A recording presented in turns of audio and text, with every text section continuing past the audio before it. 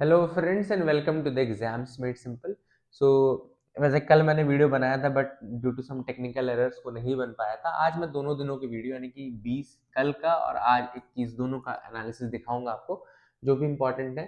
आप लोग से रिक्वेस्ट रहेगी कि प्लीज लाइक करें। आप लोग भी तो लाइक नहीं करते ना, बिल्कुल भी लाइक नहीं करते, मतलब कितना भी कह लो पर एक लाइक नहीं करते हैं, जबकि आपको पता है कंटेंट सबसे अच्छा है।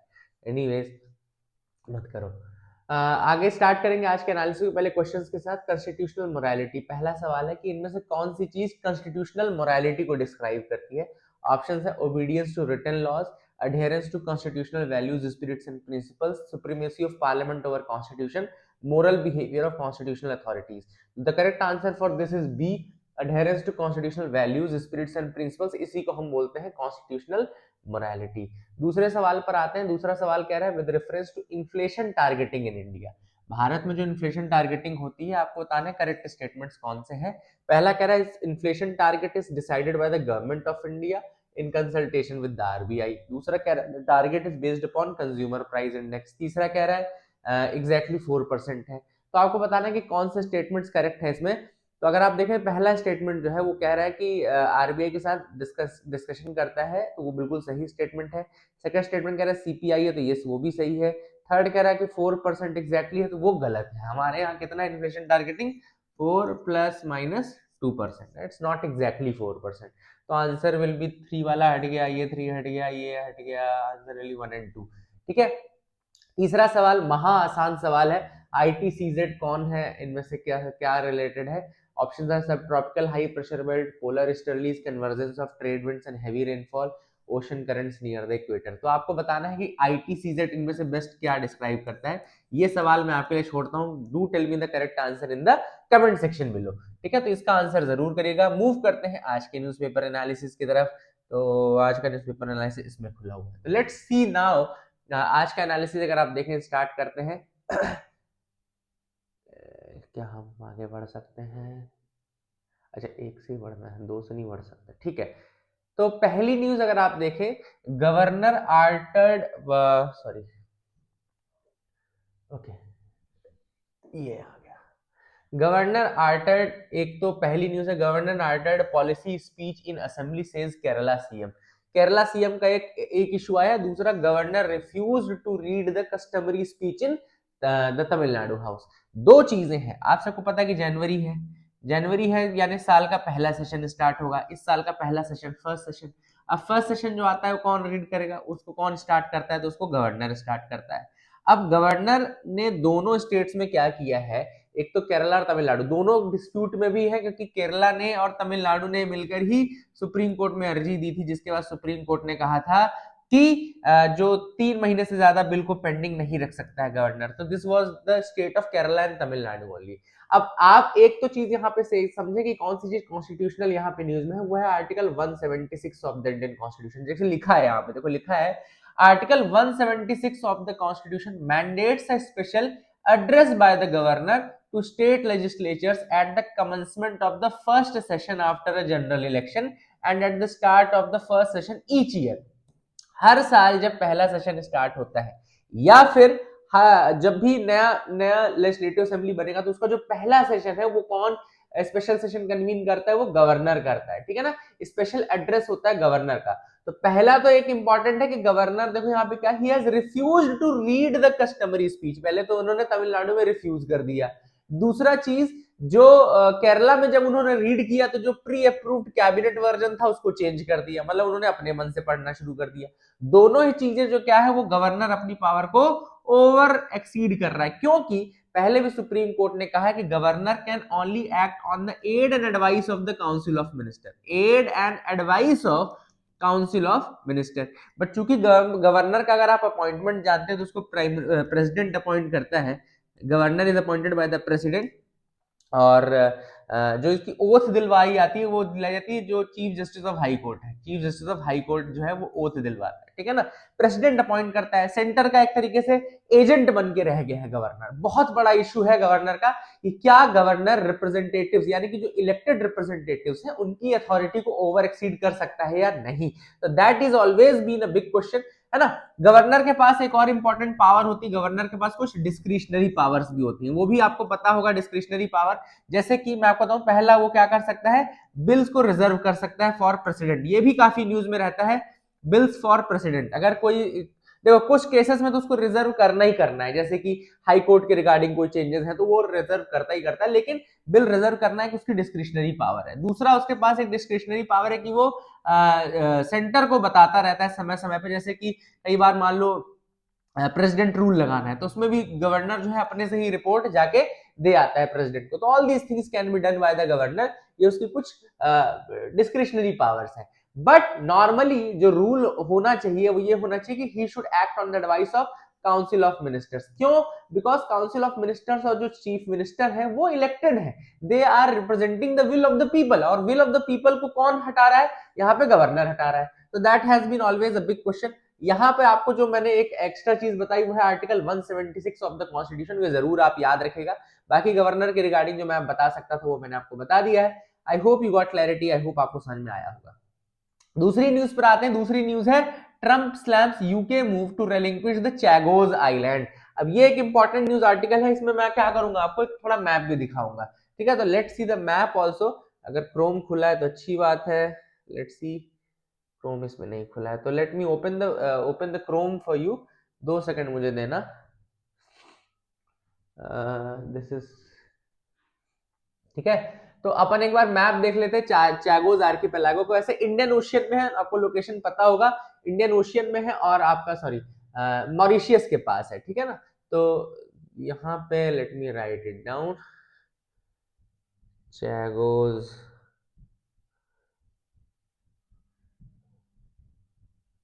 Okay okay, now I think you can see. बहुत ज्यादा साफ तो नहीं आ रहा आई थिंक, लेकिन फिर भी ये, now you can C, I hope you can C now. तो जैसा कि आप यहाँ पर देख पा रहे होंगे, this is the location of Chagos archipelago. ये है आपका चैगोज आर्किपेलागो।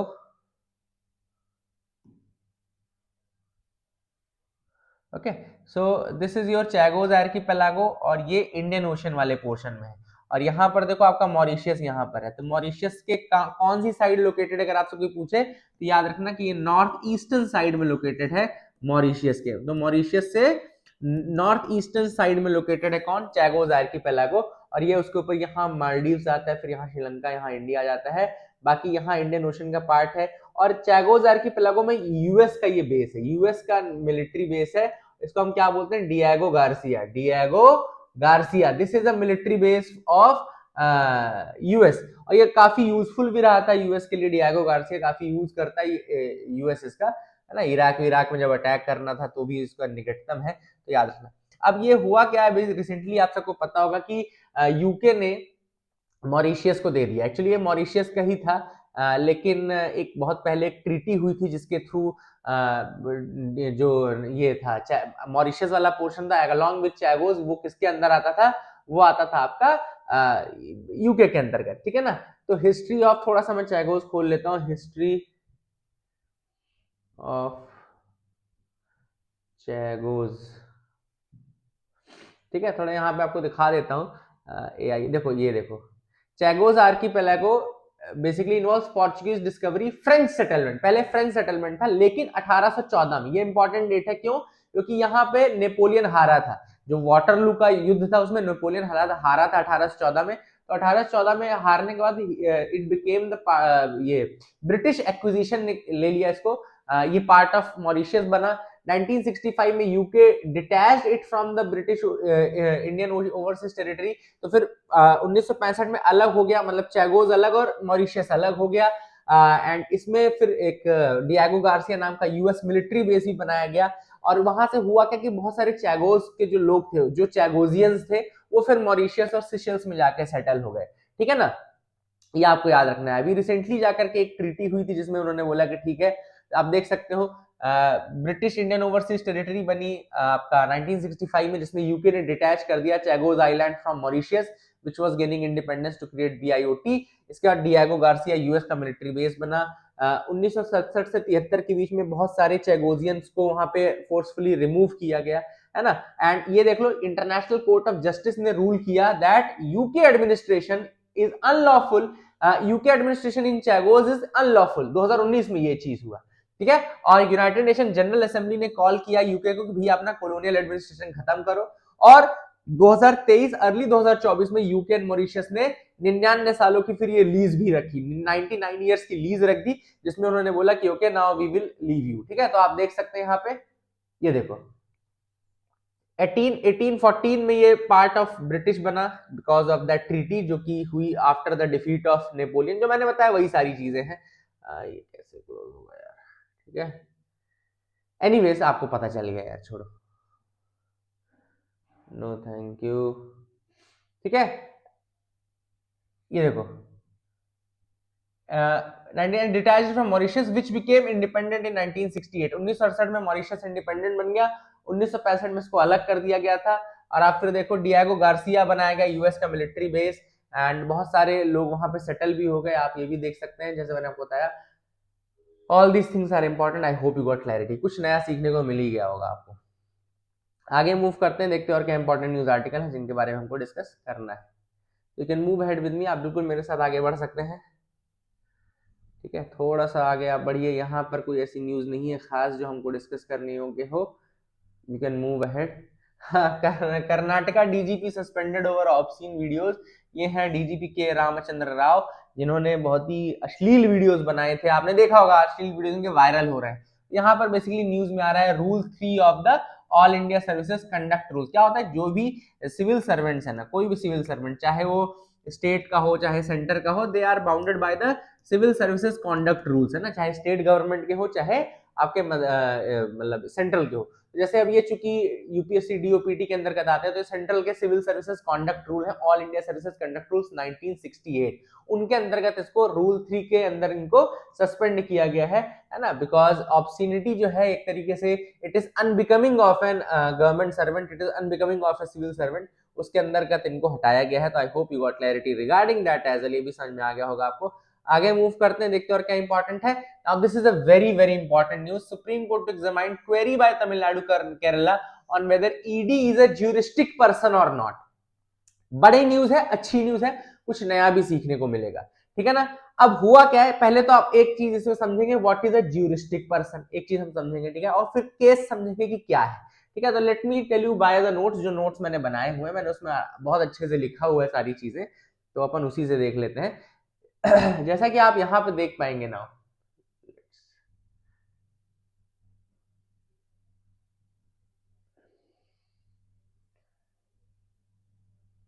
ओके कोई बात नहीं, दोबारा खोल लेते हैं। रिसेंटली अपन ने ये खोला था, हाँ। तो जैसा कि अब आप यहाँ पे देख पाएंगे, सुप्रीम कोर्ट जो है वो क्या देख रही है।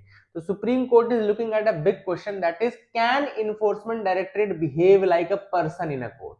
क्या इन्फोर्समेंट डायरेक्टरेट एक व्यक्ति की तरह बिहेव कर सकती है या नहीं कर सकती, यही है juristic person. Juristic person actually में कोई ह्यूमन नहीं है, it is not, it does not mean human, it is any body that, मतलब जो लॉ में अपने आप को खुद रिप्रेजेंट कर सके। क्या एक ऐसी बॉडी के रूप में ईडी रिप्रेजेंट कर सकती है अपने आप को कि उसके राइट्स हैं, उसके मतलब क्या ईडी इस तरीके से अपने केसेस खुद जा करके सुप्रीम कोर्ट में दायर कर सकती है क्या, ये बोल करके कि भाई मेरे राइट्स हैं, मेरे राइट्स वायलेट हुए हैं। तो एक ऐसा व्यक्ति जिसको लॉ जो है वो एक व्यक्ति की तरह ट्रीट करता हो, ह्यूमन, जरूरी नहीं कि वो ह्यूमन हो, लेकिन लॉ उसको ट्रीट करता हो एक ह्यूमन की जैसे, जिसके राइट्स हो, जिसके अपने ड्यूटीज हो ना। तो क्या ईडी एक ऐसा व्यक्ति है या नहीं, यही चीज केरला ने और तमिलनाडु ने पूछा है। अब ऐसे ज्यूरिस्टिक पर्सन में कंपनीज, कॉर्पोरेशंस, ये सब आते हैं। जैसे कंपनीज के कोई गवर्नमेंट ने कोई ऐसी पॉलिसी निकाली, कोई कंपनी का वायलेट कर रही है, तो कंपनी चली जा सकती है ना। ज्यूरिस्टिक पर्सन क्या होते हैं, उनके लीगल राइट्स होते हैं, they can go to court and they can be sued और they can sue others as well, ठीक है ना, दोनों चीजें। अब डिस्प्यूट क्या है, तो केरला और तमिलनाडु का ये कहना है कि इन्फोर्समेंट डायरेक्टरेट जो है it is not a juristic person, ये ज्यूरिस्टिक पर्सन नहीं है। ईडी एक गवर्नमेंट डिपार्टमेंट है जो कि लॉ के द्वारा क्रिएट किया गया है। तो इसको फाइल करने का अधिकार नहीं होना चाहिए, रिट पिटीशंस फाइल करने का अधिकार नहीं होना चाहिए, क्योंकि रिट पिटीशंस फाइल करने का अधिकार प्राइवेट पर्सन या कंपनीज को होता है, जो ज्यूरिस्टिक पर्सन होते हैं उनको होता है, ठीक है ना। स्टार्ट कैसे हुआ, क्योंकि ईडी ने फाइल किया case in the Kerala high court, Kerala high court में ईडी ने केस फाइल किया, तो केरला का बेसिकली एक डिसीजन था जिसमें उन्होंने कमीशन ऑफ इंक्वायरी सेटअप करने की बात की थी, उसके अगेंस्ट ईडी ने केरला हाईकोर्ट में दायर कर दिया पिटीशन। अब केरला का ये कहना है कि भाई ईडी कैसे पिटीशन दायर कर सकता है, why can ED file that petition, क्यों, क्योंकि ईडी एक स्टैट्यूटरी बॉडी है, स्टैट्यूटरी बॉडी का मतलब है कि वो लॉ के द्वारा क्रिएट की गई है, जब लॉ के द्वारा क्रिएट की गई it can do only what the law says, है ना, it cannot do anything what the law does not say. This is a very important point which you have to understand. उनका ये कहना है कि ईडी चूंकि एक लॉ के द्वारा क्रिएट की गई है, therefore it can do only what the law says, it cannot do what the law does not say, है ना, and the law does not give ED the power to sue a legal person, क्योंकि law ED को सू करने की power नहीं देता है, तो ईडी जा करके it can not claim it has rights, है ना, तो ये जाकर के अचानक से क्लेम नहीं कर सकती है, ठीक है। तो all this things are important, and इस तरह के ईडी के जो पिटीशन है वो लीगली मेंटेनेबल नहीं होने चाहिए, this is what the court says, और वही चीज अब जो है वो सुप्रीम कोर्ट डिसाइड करेगी। दीपांकर दत्ता और सतीश चंद्र शर्मा की कमेटी है, they have found this legal question to be serious and important, they have issued notice to the ED and they will hear the matter after 4 weeks. काफी इंपॉर्टेंट चीज है, I hope you got clarity regarding that as well, ये आपको समझ में आ गया होगा। आगे मूव करते हैं, देखते हैं और क्या इंपॉर्टेंट न्यूज आर्टिकल है, you can move ahead with me, बिल्कुल आप मेरे साथ आगे बढ़ सकते हैं। तो ये हमने देख लिया यहाँ पे, ठीक है, आगे मूव करते हैं, देखते हैं और क्या इंपॉर्टेंट न्यूज आर्टिकल है जिनके बारे में हमको डिस्कस करना है, तो मूव अहेड, आप बिल्कुल मेरे साथ आगे बढ़ सकते हैं। यहाँ ऐसी कोई न्यूज नहीं दिख रही है, एक छोटा सा आप लोग के लिए मैं एग्जाम होमवर्क दे देता हूँ, चलो आर्टिकल 15 के जितने भी पॉइंट है 1 2 3 4 5 और रिसेंटली 6 भी आ गया है, तो आर्टिकल 15 के 1 to 6 तक एक बार आप गूगल करके मेरे को कमेंट सेक्शन में बताइए। ये देखो, ये न्यूज बहुत ज्यादा आपके लिए इंपॉर्टेंट नहीं है, बिल्कुल भी इंपॉर्टेंट नहीं है, बस इसमें एक चीज आई है कि स्पाइडर जितना बड़ा होता है, स्पाइडर की साइज जितनी बड़ी होती है उतना ज्यादा टफ वेब वो क्रिएट करता है, this is what the overall understanding of this news article was, है ना, बहुत इंपॉर्टेंट नहीं है। अब हम बात करते हैं डॉनरो डॉक्ट्रिन की, एक्चुअली इसमें न्यूज में जो मेन पढ़ना है वो है मॉनरो डॉक्ट्रिन, और डोनाल्ड ट्रम्प ने चूंकि इसको नए तरीके से प्रेजेंट किया इसलिए इसको हम क्या बोल रहे हैं, डॉनरो डॉक्ट्रिन, ठीक है ना। तो मॉनरो डॉक्ट्रिन आई कहां से थी और कब आई थी ये देख लो, तो मॉनरो डॉक्ट्रिन आई थी 1823 में, 1823 में, 1823 में आई थी। कौन सी डॉक्ट्रिन आई थी, उसका नाम था मॉनरो, मॉनरो नाम का व्यक्ति था जिसने ये डॉक्ट्रिन दी थी, तो मॉनरो डॉक्ट्रिन आई थी जिसमें उन्होंने ये कहा था कि US is the sole guarantor of security in the western hemisphere. याद रखेगा, मॉनरो डॉक्ट्रिन का ये कहना है कि US is the sole guarantor of security, मतलब कि सिक्योरिटी मेंटेन करने का काम specially in the western hemisphere ये किसका है, ये यूएस का है, ठीक है ना, उनका ये कहना था। दूसरी चीज उनका ये कहना था कि ईयू यानी कि यूरोपियन यूनियन या यूरोपियन कंट्रीज पे बहुत ज्यादा डिपेंडेंस नहीं रखनी है। तो अगर आप रिसेंट कंडीशंस देखें, रिसेंट कंडीशन मतलब कि डोनाल्ड ट्रम्प की रिसेंट कंडीशन देखें, तो पहला उसने वेनेजुएला पे अटैक कर दिया in order to protect Venezuela, उन्होंने बोला वेनेजुएला को प्रोटेक्ट करना है भाई, तो वो एक तो दिखाता है कि वो भी मॉनरो डॉक्ट्रिन के अंतर्गत है। और दूसरा ईयू यूरोपियन यूनियन को आप देखें तो बहुत ज्यादा तवज्जो नहीं दे रहा है यूएस, और यूरोप से थोड़ा दूरी दूरी बना करके रख रहा है, and that is the reason why ये कहा जा रहा है कि यूएस ईयू से भी दूर जा रहा है। इसके अलावा ग्रीनलैंड का इश्यू आपको पता है, नाटो वर्सेस नाटो, डेनमार्क खुद एक नाटो मेंबर है और ग्रीनलैंड जो है वो डेनमार्क की टेरिटरी है। ऐसे में यूएस का ये कहना है कि वो डेनमार्क को ले लेंगे, ये ग्रीनलैंड को ले लेंगे, दैट इज अगेन शोज की यूरोप से इतना ज्यादा क्लोजनेस अब बची नहीं। तो वो है डॉनरो डॉक्ट्रिन, जो है वो डोनाल्ड ट्रम्प ने न्यू तरीके से लेकर के प्रेजेंट किया है मॉनरो डॉक्ट्रिन को, इसलिए इसको डॉनरो डॉक्ट्रिन बोलते हैं। अगली न्यूज है EV boom is accelerating a copper crunch. अब ये जो न्यूज आर्टिकल है वो है, ये है रिगार्डिंग द जो आपका इलेक्ट्रिक व्हीकल्स का बूम हो रहा है। जो इलेक्ट्रिक व्हीकल्स जो है they are good for the environment but they need a lot of copper. इसमें आर्टिकल में कहा गया कि एनवायरमेंट के लिए बहुत अच्छे हैं इलेक्ट्रिक व्हीकल्स, बट उनको कॉपर की बहुत ज्यादा आवश्यकता होती है। क्यों? कॉपर बैटरीज में यूज होता है, मोटर्स में, वायरिंग में, चार्जिंग स्टेशन में, पावर लाइन्स में, हर जगह यूज होता है। एंड इलेक्ट्रिक व्हीकल्स जो है they use 4 to 5 times more copper, है ना।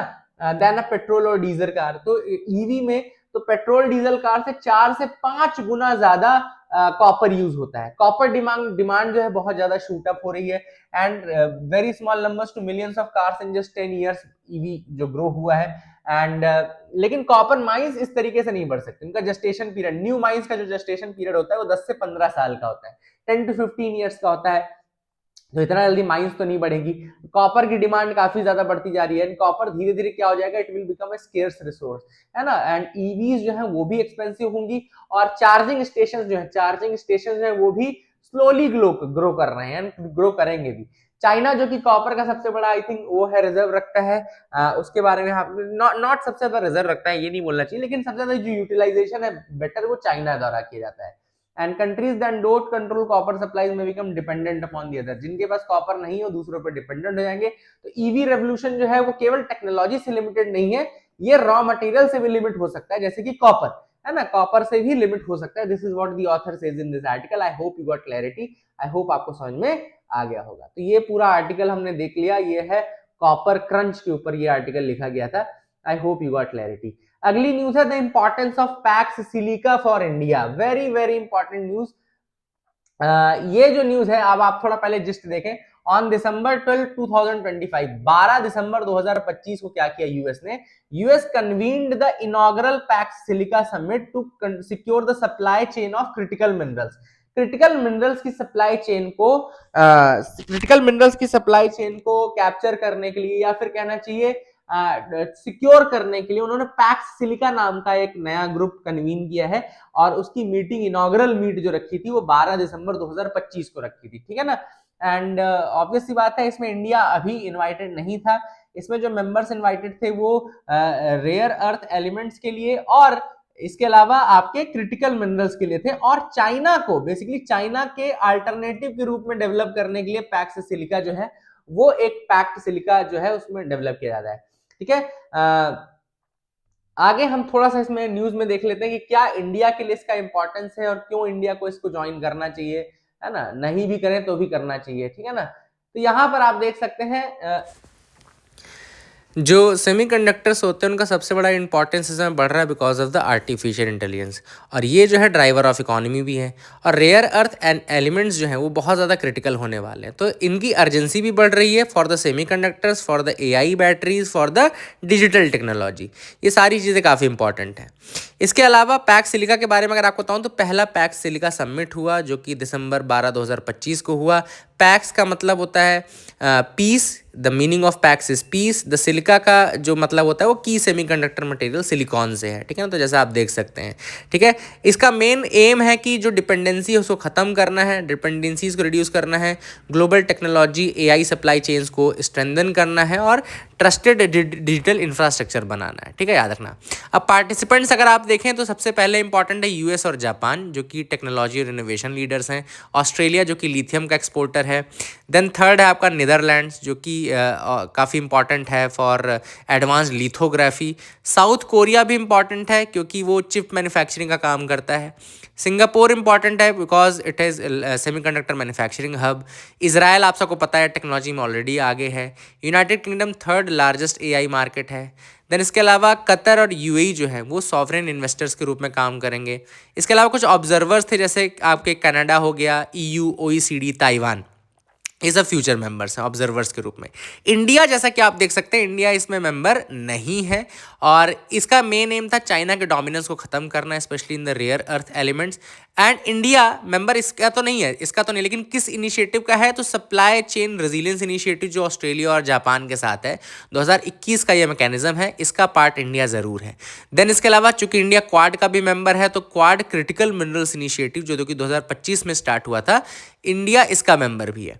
इसके अलावा इंडिया को इनवाइट नहीं किया गया फर्स्ट पैक्स सिलिका समिट में, लेकिन यूएस के एम्बेसडर ने ये ज़रूर कहा है कि इंडिया को इनवाइट किया जा सकता है, अभी नहीं किया गया है लेकिन किया जा सकता है, ठीक है। तो ये आपको याद रखना है पैक्स सिलिका समिट के बारे में। आई hope you got clarity regarding that. India already क्या प्रोवाइड कर सकता है, तो इंडिया डिजिटल पब्लिक इंफ्रास्ट्रक्चर में काफ़ी आगे है, एआई और सेमीकंडक्टर मिशन इंडिया में भी चल रहा है, इसके बारे में भी आपको पता होना चाहिए। All this things are important, और कुछ प्राइवेट इन्वेस्टर्स जैसे कि टाटा ग्रुप है ऑलरेडी, तो कुछ अच्छा काम कर सकते हैं हम लोग।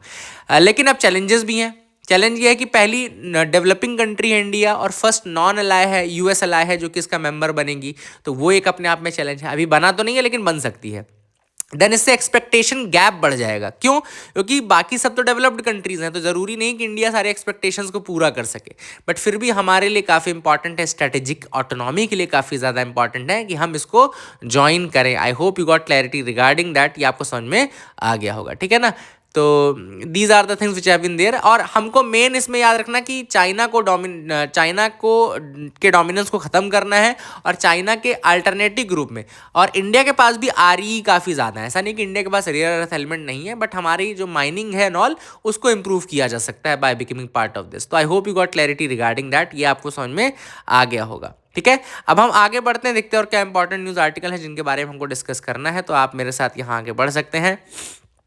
आते हैं अगले आर्टिकल की तरफ। ये आर्टिकल है ऑन द रीयूजेबिलिटी, किस तरीके से स्पेस सेक्टर में रीयूजेबिलिटी का बहुत ज़्यादा इंपॉर्टेंस है।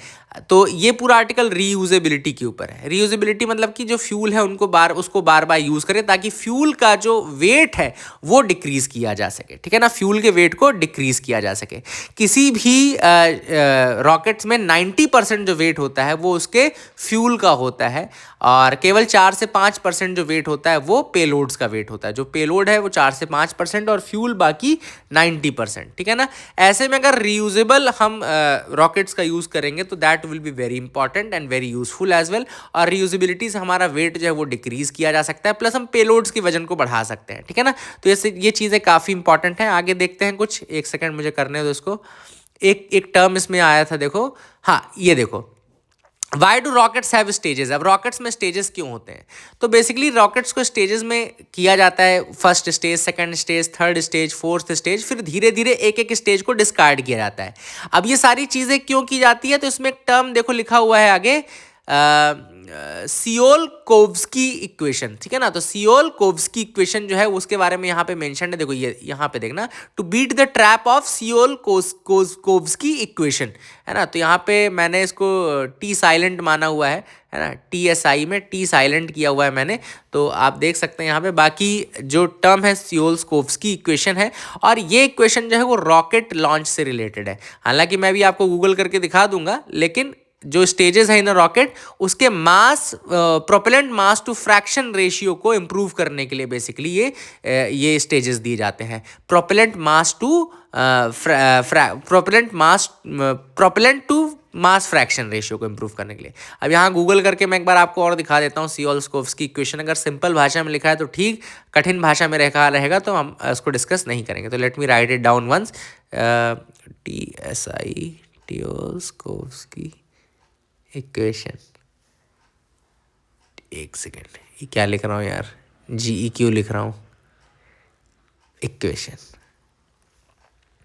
हाँ, तो यहाँ चलो खुल गया गूगल में। आपने देखा यहाँ पे सियोल-कोव्स्की इक्वेशन लिखा हुआ है यहाँ पे, है ना। और ये बहुत ही गुड़मुड़ भाषा है, इसको बिल्कुल नहीं समझ में आएगा। चलो छोड़ दो इसको, साइंटिफिक टर्म में छोड़ दो। नीचे देखें कुछ सिंपल भाषा में लिखा है क्या? हाँ, यहाँ देखो ये लिखा हुआ है, describes the motion of the vehicle. Motion of the vehicle मतलब जो रॉकेट लॉन्चर उसके मोशन को एक्सप्लेन करने के लिए सियोल-कोव्स्की इक्वेशन है। तो इतना बस आप याद रखें, काफ़ी रहेगा आपके लिए, इससे ज़्यादा आपको जानने की आवश्यकता नहीं है इसमें। तो I hope you got clarity regarding that as well. आगे मूव करते हैं, देखते हैं और क्या इंपॉर्टेंट न्यूज़ आर्टिकल है। आप भी मेरे साथ बढ़ सकते हैं जैसे मैं बढ़ रहा हूँ। यहाँ तो कोई खास न्यूज़ आर्टिकल मुझे दिख नहीं रही है। एक न्यूज़ ये चैगोज़ वाली तो बता चुका हूँ आपको ऑलरेडी मैं। ये आ गई नेटो वर्सेस नेटो की न्यूज़। अब ये न्यूज़ क्यों आई है? बिकॉज डोनाल्ड ट्रंप, आप सबको पता है कि डेनमार्क को हथियाने में लगा हुआ है ना। डोनाल्ड ट्रंप जो है डेनमार्क को हथियाने में लगा हुआ है। नेटो के बारे में आपको बताओ तो 1949 में इसका फॉर्मेशन हुआ था। वॉशिंगटन ट्रीटी के थ्रू इसका फॉर्मेशन हुआ था और इसमें 32 मेंबर हैं, जिसमें लेटेस्ट जो मेंबर्स हैं वो फिनलैंड और स्वीडन है। दो कंट्रीज फिनलैंड और स्वीडन याद रखना है। 31 एंड 32 नंबर की मेंबर्स हैं। इसमें एक आर्टिकल 5 जो है इस ट्रीटी का, आर्टिकल 5 काफ़ी इंपॉर्टेंट है, जो कि कहता है कॉमन डिफेंस की बात। कॉमन डिफेंस मतलब कि अगर आप एक नेटो मेंबर की तरफ अटैक करते हैं तो वो सारे नेटो मेंबर्स के अगेंस्ट अटैक माना जाता है और ऐसे में नेटो कंट्रीज फिर आपकी बत्ती बुझा देते हैं। तो ये सारी चीज़ें आपको याद रखना है। इसके अलावा कुछ मेंबर्स इंपॉर्टेंट जैसे कि पोलैंड है, क्योंकि रशिया के बॉर्डर में है। लिथुआनिया हो गया, वो भी इंपॉर्टेंट है। स्वीडन फिनलैंड मैंने आपको ऑलरेडी बताया ही हुआ है, तो याद रखना। और जो यहाँ पे डेनमार्क डेनमार्क है, डेनमार्क का पार्ट है ग्रीनलैंड, जो कि डेनमार्क का बहुत इंपॉर्टेंट पार्ट है। और ग्रीनलैंड जो है one of the founding members में भी है। 12 फाउंडिंग मेंबर्स थे, उनमें से एक डेनमार्क भी था, तो फाउंडिंग मेंबर्स में है। और ऐसे में डोनाल्ड ट्रंप का ये बोलना कि हम आपको ऐसा कर देंगे वैसा गलत है। ठीक है, आगे देखते हैं कुछ और न्यूज़ आर्टिकल्स हैं क्या आज के न्यूज़पेपर में, तो आप बिल्कुल मेरे साथ आगे बढ़ सकते हैं। अब आपके आज के न्यूज़पेपर में तो कुछ नहीं है, चलो मूव करते हैं हम एक बार कल के न्यूज़पेपर में, जो कि मैं आपको बता रहा था ना कि कल भी कुछ इंपॉर्टेंट प्रीलिम्स के फैक्ट्स आए थे, तो वो एक एक करके आपको बता देता हूँ। ठीक है, तो यहाँ पे मेरे को खोलने दो पहले, late me open it down. यहाँ डाउनलोड्स में गए यहाँ पे 20 तारीख का न्यूज़पेपर। ठीक है, ये मिल गया 20 तारीख का न्यूज़पेपर। इसको किस में खोलूँ? इसमें खोल लेता हूँ। ठीक है, चलो ये खुला क्यों नहीं भाई? तो ये खुल गया। आप कल का पेपर आप देखते हैं, इसको भी एक एक करके जो इंपॉर्टेंट प्रीलिम्स वाले पॉइंट ही बताऊंगा यार, बाकी तो नहीं होता। ये क्या होने लगा यार, ये बार बार क्यों घूमने लगता है, बहुत दिमाग खराब कर रहा है। मैं टेक्नोलॉजी से हार रहा हूँ, बाकी किसी चीज़ से नहीं हार रहा हूँ। बहुत बढ़िया, ये बंद कर दे। चलो, एक हाथ से नहीं चलेगा, चल भाई, हाँ चलने लगा। चलो, तो पहली जो न्यूज़ हम डिस्कस करेंगे वो है include proposal to link digital currencies on the BRICS agenda. अब ऐसा क्यों बोला जा रहा है? क्योंकि आपको इंपॉर्टेंट पता होना चाहिए कि 2026 का, एक सेकेंड लिखना कहाँ से है, हाँ यहाँ से, ठीक है। तो आपको एक चीज़ इंपॉर्टेंट पता होनी चाहिए कि जो इस बार 2026 का ब्रिक्स का समिट होने वाला है वो इंडिया में होने वाला है। 2026 का ब्रिक्स समिट इंडिया में होने वाला है। ऐसे में आरबीआई ने कहा है कि डिजिटल करेंसीज को लिंक करो। अब डिजिटल करेंसीज को लिंक करने की बात क्यों कही जा रही है? क्योंकि ये हमारा डिपेंडेंस यूएस डॉलर पे कम कर देगा। अगर हम रशिया के साथ, ईरान के साथ ट्रेड कर पाएंगे अपनी करेंसीज में, तो हमारा डिपेंडेंस यूएस पे कम हो जाएगा। लेकिन एक इससे टेंशन बढ़ सकता है। क्यों? क्योंकि यूएस ने कहा है कि ब्रिक्स जो है वो एंटी अमेरिकन है। ठीक है, हालांकि किसी भी कंट्री ने, ब्रिक्स का जो मेन 5 मेंबर है, उन्होंने अभी पायलट ही किए हैं, मेन डिजिटल करेंसी किसी ने नहीं लॉन्च की है। इंडिया ने, लेकिन याद रखना, इंडिया ने जरूर की है। एक छोटा सा सवाल आपके लिए कि ब्रिक्स के मेंबर्स के नाम आप मुझे बताइएगा कमेंट सेक्शन में। इंडिया ने लेकिन अपनी डिजिटल करेंसी ई रुपी, यहाँ पे देखो लिख रहा हूँ मैं, ई रुपी, ये ज़रूर लॉन्च की हुई है। लेकिन ऐसा नहीं कि ये कोई बिटकॉइन जैसे चलती हो या क्रिप्टो करेंसी जैसे चलती हो, नॉर्मल हमारी फिजिकल करेंसी जैसे ही चलती है। तो ये सारी चीज़ें भी इंपॉर्टेंट है। I hope you are clarity regarding that as well. ठीक है, तो ये सारी चीज़ें आपको पता होनी चाहिए। आगे देखते हैं, दूसरी जो न्यूज़ थी वो थी आईएमएफ के बारे में। यहाँ पे है कि देखो आईएमएफ ने रेटिंग अपग्रेड की है, बट इसमें आईएमएफ के बारे में आपको बता दूं, आईएमएफ का जो फॉर्मेशन हुआ उसमें कॉन्फ्रेंस इंपॉर्टेंट है, ब्रेटन वुड्स कॉन्फ्रेंस। क्या नाम है? Bretton Woods conference. ये कॉन्फ्रेंस है 1944 की। और इसके बाद फॉर्मेशन जो एक्चुअल आईएमएफ का हुआ वो कब हुआ? एक्चुअल फॉर्मेशन हुआ 1945 में। वर्ल्ड बैंक और आईएमएफ दोनों ही ब्रेटन वुड्स कॉन्फ्रेंस का रिजल्ट है। 1945 में फाइनल फॉर्मेशन होता है। कुछ फैक्ट्स मैंने और लिखे हुए हैं इसके बारे में, वो आपको एक एक करके बता देता हूँ। Let me tell you those as well. तो यहाँ पे आप जब देखेंगे, let me open it down, यहाँ क्लिक करना, हाँ ये खुल तो गया। तो यहाँ पे एक इंपॉर्टेंट चीज़ है, कौन कौन से मैकेनिज्म्स हैं जिनके थ्रू पैसा देता है आईएमएफ। कौन कौन से मैकेनिज्म, ये क्वेश्चन पूछा जाता है। तो जैसे कि आप यहाँ पे देख पाएंगे, बहुत सारे लिखे हुए हैं मैंने। स्टैंड बाय एग्रीमेंट हो गया आपका, देखो स्टैंड बाय एग्रीमेंट हो गया, then stand by credit facility हो गया, एक्सटेंडेड फंड फैसिलिटी हो गया, ठीक है, एक्सटेंडेड फंड फैसिलिटी हो गया, रैपिड क्रेडिट फैसिलिटी हो गया, रैपिड फाइनेंशियल इंस्ट्रूमेंट हो गया, फ्लेक्सिबल क्रेडिट लाइन हो गया, प्रिकॉशनरी एंड लिक्विडिटी लाइन हो गया, एक्सटेंडेड क्रेडिट फैसिलिटी हो गया। तो ये सारे आपको याद रखने हैं। यूपीएससी पूछता है कभी ना कभी घुमा फिरा करके कि इनमें से कौन सा है, कौन सा मैकेनिज्म यूज कर रहा है, कौन सा नहीं कर रहा है। तो ये इसके लिए आपको तैयार रहना है। ये नाम सारे जितने मैंने आपको बताया आप याद रखेगा। I hope you got clarity regarding that as well. आगे मूव करते हैं, देखते हैं और क्या इंपॉर्टेंट न्यूज आर्टिकल है जिनके बारे में हमको डिस्कस करना है। तो can move ahead with me, आप बिल्कुल मेरे साथ आगे बढ़ सकते हैं। यहाँ तो कोई ऐसी न्यूज़ दिख नहीं रही है, आगे बढ़ें। हाँ, अब ये न्यूज़ थोड़ा इंपॉर्टेंट है, देख लेते हैं यहाँ पे। ओके, यहाँ पे foreign ministers of India Poland spar over the neighbours. अब देखो, इंडिया के फॉरेन मिनिस्टर ने पोलैंड को गाली दी है, पोलैंड के फॉरेन मिनिस्टर ने इंडिया को गाली दी है। इंडिया ने क्यों गाली दी है? इंडिया ने ये कहा कि भाई आप पाकिस्तान क्यों गए, आप कहाँ गए, आप पाकिस्तान गए। और वो भी कब गए? जब हमारा इंडिया पाकिस्तान का वॉर चल रहा था, उसके तुरंत बाद आप पाकिस्तान पहुंच गए। वहीं पे दूसरी ओर पोलैंड के फॉरेन मिनिस्टर का कहना है कि आपने जैपैड 2025 नाम की एक्सरसाइज में हिस्सा लिया। जैपैड, ZAPAD,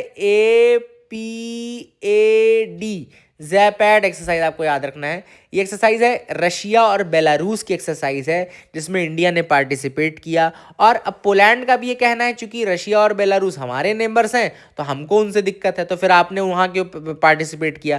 तो ये भी काफ़ी इंपॉर्टेंट चीज़ थी जो कि न्यूज़ में थी। जैसे कि आप देख सकते हैं तो ज़ैपैड में पार्टिसिपेट करके पोलैंड से लड़ाई ले ली हमने। तो अब देखते हैं क्या होता है। वैसे मैंने कल पता है पूरा नोट्स वोट्स लिखा होता है, let me show you also. आगे अभी आपको न्यूज़ में दिखाऊंगा मैं। आगे देखते हैं क्या इंपॉर्टेंट न्यूज़ आर्टिकल हैं। यहाँ तो कुछ खास नहीं है, आगे बढ़ते हैं, बहुत अच्छी बात है हमारे लिए। हाँ, ये न्यूज़ इंपॉर्टेंट है। Scientist chase the tough task of building a graviton detector. अब ग्रेविटॉन के बारे में ज़रूर मैं आपको बताऊंगा। कल के नोट्स मुझे खोलने दो। Late me open down the notes of yesterday. एक सेकंड, यहाँ पर कहाँ था? ये वाला है शायद। ओके, तो हम बात करेंगे ग्रेविटॉन की। तो जैसे आपका वैसे मैं आपको बेसिक शब्दों में बता दूं, जैसे आपका फोटॉन होता है ना, फोटॉन लाइट का बेसिक पार्टिकल होता है, वैसे ही ग्रेविटॉन आपका ग्रेविटी का बेसिक पार्टिकल माना जाता है। ठीक है, वहां पर आएंगे। पहले अब चूंकि कल का मैंने खोली दिए, देखो ये सब मैंने कल पढ़ाया हुआ था। ये देखो पोलैंड का कल मैप भी पढ़ाया हुआ था। चलो एक एक काम करता हूँ, पहले आपको मैं पोलैंड के बॉर्डरिंग कंट्रीज का नाम तो एटलीस्ट आपको बता ही देता हूँ, ताकि मतलब एक क्वेश्चन आ सकता है ये बॉर्डरिंग कंट्रीज वाला। तो 7 कंट्रीज हैं बेसिकली जो बॉर्डर करती हैं। एक तो जर्मनी आपको याद रखना है वेस्ट में, चेक रिपब्लिक और स्लोवाकिया साउथ में। ठीक है, जर्मनी वेस्ट में, चेक रिपब्लिक और स्लोवाकिया साउथ में। देन आपका यूक्रेन और बेलारूस ईस्ट में, इंपॉर्टेंट है। देन लिथुआनिया और रशिया आपका नॉर्थ ईस्ट में, और बाल्टिक सीज का वाटर बॉडी है जो कि करती है। ठीक है ना। आते हैं अगले टॉपिक में, जो हम ग्रेविटॉन की बात कर रहे थे। तो ग्रेविटॉन एक हाइपोथेटिकल एलिमेंट्री पार्टिकल है जो कि कैरी करता है फोर्स ऑफ ग्रेविटी। अब सिंपल शब्दों में अगर आपको बताऊं तो सिंपल शब्दों में, जैसे कि लाइट जो है वो फोटॉन से बना है, light is made up of photons, मानते हो आप लोग? वैसे ही साइंटिस्टों का हाइपोथेसिस ये है कि ग्रेविटी जो है it may also be made up of tiny particles जिनको हम बोलते हैं ग्रेविटॉन। ठीक है ना। तो graviton are those tiny particles जो कि ग्रेविटी को बनाते हैं। और उनका ये कहना है कि because of gravitons they are the reason why gravity travels. मतलब ग्रेविटी ट्रेवल करने का रीजन ग्रेविटॉन्स है। देखा, they think gravitons might be how gravity travels, जैसे कि लाइट ट्रेवल करती है फोटोन के कारण। दूसरा टर्म जो न्यूज़ में था इस आर्टिकल में वो है ग्रेविटेशनल वेव्स। तो ग्रेविटेशनल वेव्स के बारे में भी आपको थोड़ा सा बता देता हूँ। Gravitational waves basically space time matrix में दे आर द रिपल्स। जैसे ये मैं स्पेस टाइम मैट्रिक्स अगर बताऊँ स्पेस टाइम को इस तरीके से, तो ये रिपल्स हैं। Gravitational waves are the ripples जो कि जनरेट होते हैं। अब क्यों बनती है रिपल? जब दो मास m1 मान लो एक इधर का और मास m2 मान लो इधर का, तो ये जब दो मास बड़े मास आपस में टकराएंगे तो ये क्या क्रिएट करेंगे? रिपल क्रिएट करेंगे स्पेस टाइम मैट्रिक्स में। और उसी स्पेस टाइम मैट्रिक्स के रिपल को हम ग्रेविटेशनल वेव्स बोलते हैं, जैसे कि दो ब्लैक होल्स हो गए आपस में जब मिलते हैं तो। ठीक है। देन तीसरा टर्म जो इंपॉर्टेंट था वो था फोनॉन। अब ये फोनॉन क्या होता है? तो फोनॉन इज क्वांटम यानी कि smallest unit of mechanical vibration. Mechanical vibration की जो स्मॉलेस्ट यूनिट है किसी मटेरियल में उसको हम बोलते हैं फोनॉन। याद रखना, they are the tiny vibration packets inside a solid और लिक्विड। ठीक है ना। फोटोन के जैसे ही, जैसे फोटोन लाइट का पैकेट है, वैसे ही फोनॉन मैकेनिकल वाइब्रेशन का पैकेट है, साउंड का। ठीक है ना। तो I hope you got clarity regarding that. ये टर्म्स आप जरूर याद रखना, बाकी साइंटिफिक चीज़ों को हम डिस्कस नहीं करेंगे। These are the things which are important. I hope you got clarity. Editorial तो देखो मैं डिस्कस नहीं कर पाऊंगा यहाँ पे, क्योंकि कल का दिन तो निकल ही गया, तो एडिटोरियल तो नहीं, लेकिन हाँ प्रीलिम्स के इंपॉर्टेंट जो भी न्यूज़ आर्टिकल हैं वो ज़रूर मैं डिस्कस करूँगा। ठीक है, तो आगे बढ़ते हैं। आप भी मेरे साथ आगे बढ़ सकते हैं। हाइब्रिड पेंशन स्कीम, ये भी एग्जाम पॉइंट ऑफ व्यू से ज़रूरी नहीं है, तो आगे बढ़ सकते हैं यहाँ से। आगे देख लेते हैं और क्या इम्पोर्टेंट है। आइकिया के बारे में आया था, तो आइकिया ने अपना पहला डिजिटल स्टोर तमिलनाडु का ओपन कर दिया है। वैसे अगर आपको पता हो तो आइकिया ने ऑलरेडी फिजिकल स्टोर ओपन किया हुआ है। कहाँ पे स्टोर किया हुआ है? हैदराबाद में किया हुआ है। तो ये हैदराबाद में उनका ऑलरेडी फिजिकल स्टोर है। और आइकिया अब तमिलनाडु में इंटर कर चुका है इन द डिजिटल फॉर्म में इंटर किया है। फिजिकल स्टोर अभी नहीं खोला है, बाद में खोल देगा। ठीक है ना। तो एक ये भी इंपॉर्टेंट चीज़ थी। आगे मूव करते हैं। लास्ट जो न्यूज़ आर्टिकल आपका है वो देख लेते हैं। आप मेरे साथ बढ़ सकते हो। यहाँ कोई ऐसी न्यूज़ नहीं है। हाँ, यहाँ पे एक न्यूज़ है हाई सीज ट्रीटी की। High seas treaty take effect after 60 countries ratified. ठीक है, तो अब ये यहाँ पे हम डिस्कस करेंगे हाई सीज ट्रीटी क्या होती है, उसके बारे में आपको बताऊँ। इससे पहले एक बेसिक फैक्ट आपको समझना ज़रूरी है। वो बेसिक फैक्ट ये कि जैसे कि एक कंट्री होती है, ये कंट्री है सपोज करो, लेट मी ड्रॉ इट। इसको पहले क्लियर कर लें। चलो क्लियर हो गया, ठीक है। पेन सेलेक्ट कर लें। तो यहाँ मान लो एक कोई कंट्री है, now suppose this is a country, ये कंट्री है। इसके बाद ये इसकी territorial zone, contiguous zone, exclusive economic zone, ये सारी जोन्स मैं आपको बना दूँ, ठीक है ना। Territorial zone, contiguous zone, exclusive economic zone. अब इसके बाद का एरिया जो इसके कंट्रोल में नहीं आता है, तो कोई एरिया जो किसी कंट्री के कंट्रोल में नहीं आता समुद्र का, वो कहलाता है हाई सी। ओशियन का वो रीजन जो किसी भी कंट्री के कंट्रोल में नहीं आता है, वो कहलाता है हाई सी।